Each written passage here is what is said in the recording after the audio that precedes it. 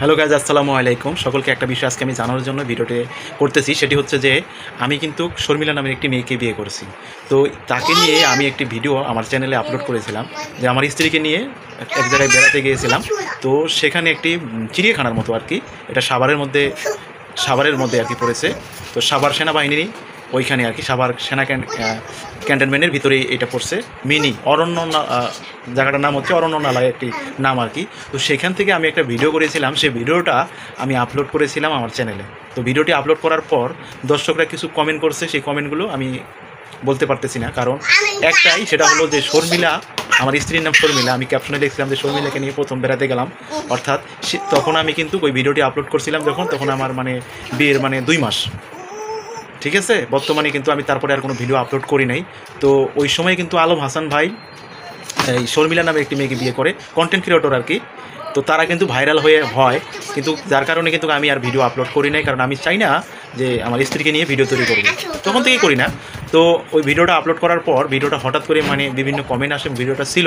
তো ভিডিওটা থাকার কারণে আমার বিভিন্ন কমেন্ট আসতেছে, যে ব্যাড কমেন্ট, যার কারণে আমি কি করি, ওই ভিডিওটা আমার চ্যানেল থেকে ডিলিট করার সিদ্ধান্ত নেই। কিন্তু আমি একটা বুঝলাম না, তো আমি তো শর্মিলা নামের একটি মেয়েকে বিয়ে করছি, তো শর্মিলা কি খারাপ? আলম হাসানের স্ত্রী শর্মিলা, তাকে শেষ তালাক দিয়েছে।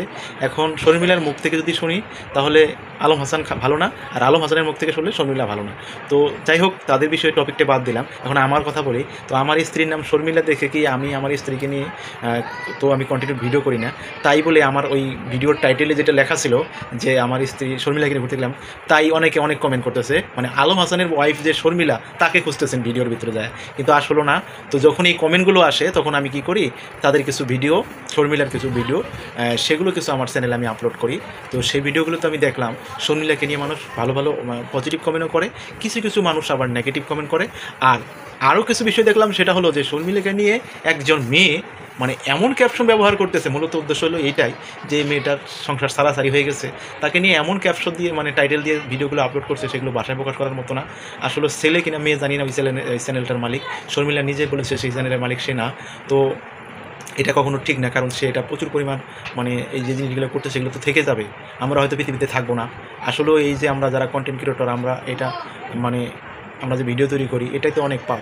তো যাই হোক, ওই সব কথা আপনাদেরকে বলি যে আপনারা কোনো খারাপ কমেন্ট করবেন না, আর বিশেষ করে আপনারা চেষ্টা করবেন পজিটিভলি কমেন্ট। আপনার ভালো না লাগলে আপনি ভিডিও দেখবেন না, তাই বলে আপনি একজনকে নিয়ে খারাপ মন্তব্য করবেন, খারাপ কমেন্ট করাটা আপনার ঠিক না, কারণ এটা আপনার নিজেরই পাপ হবে। তো সকলে ভালো থাকবেন, আল্লাহ হাফেজ।